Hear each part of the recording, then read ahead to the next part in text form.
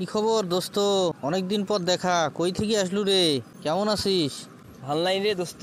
কে দোস্ত ভাল নাই কে? কিসে কত শোনং? আর কইস না, আগে তো মনের সুখে সুন্দর করে কাজ করা গেছে।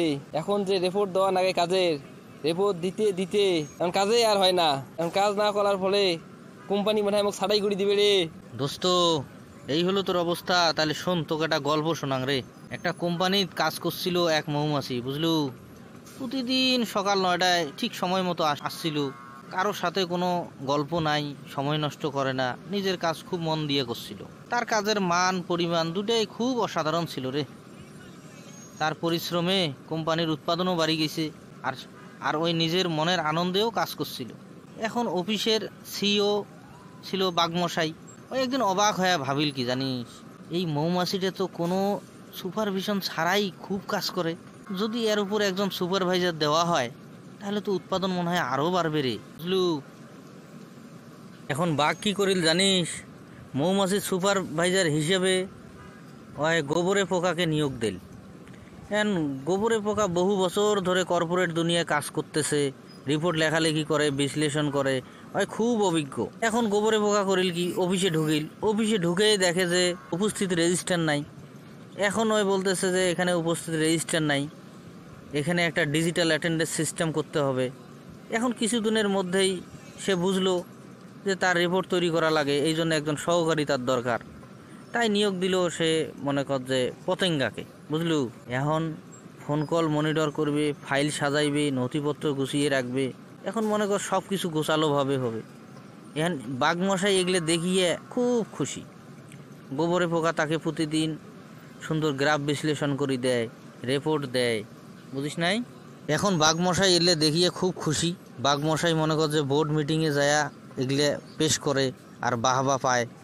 হ্যাঁ, এখন কিছুদিন পর গোবরে পোকা বলল, আমার কাজ ঠিকঠাক মতো করতে হলে একটা কম্পিউটার, প্রিন্টার, আইটি ডিপার্টমেন্ট দরকার। তাই সে এখন একটা ঝিঝি পোকাকে আইটি অফিসার হিসাবে নিয়োগ দিল। এখন মৌমাছির জীবন পুরে পাল্টে গেল, বুঝলু।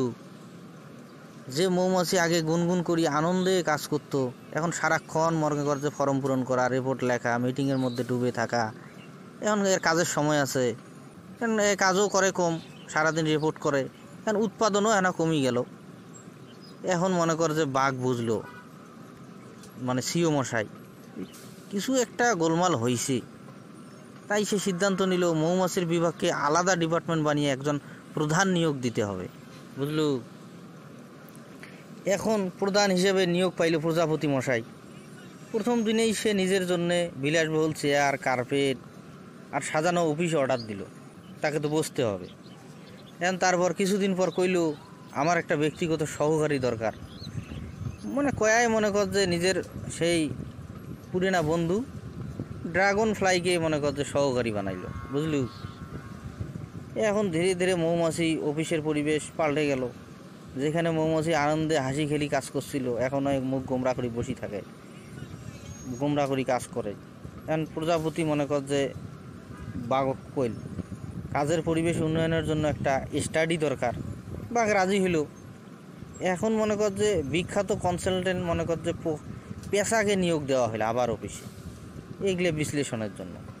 3 মাস পর্যন্ত পর্যবেক্ষণ করে পেশা একটা বিশাল রিপোর্ট দিল, বুঝলু। এই মৌমাছি হলো তুই দোস্ত, এই জন্য কোম্পানি তোকেই আগে ছাড়াই করিল, বুঝলু। এই হলো ব্যাপার। এখন কোম্পানি টিকি আছে তোর উপরে, তোকে প্রথম ছাড়াই করিল, বুঝিস নাই। কারণ ছাড়াই করবে নির্ধারক কে? ওই ধর ওই যে বাঘমশাই, ওই ধর পেশা। এই জন্য এখন যদি তোকে একটা প্রতীকী অর্থ কম সেটা শুনবু, তাহলে শোন। এখন মৌমাছি কি জানিস? এই হলো পরিশ্রমী, বাস্তববাদী ও নিবেদিত কর্মী, বুঝিস নাই। আর বাঘ হলো সিইও, যে হলো ক্ষমতাবান কিন্তু বাস্তবতা বিসর্জন কর্পোরেট নেতাই, বুঝলু। আর ওই যে গোবরে পোকা আছে না, এই প্রথাগত আমলাতান্ত্রিক কর্মকর্তা, বুঝিস নাই। আরেকজন ছিল যে ওই যে পতঙ্গী, ওই হলো আনুষ্ঠানিকতার প্রতীক, বুঝিস নাই।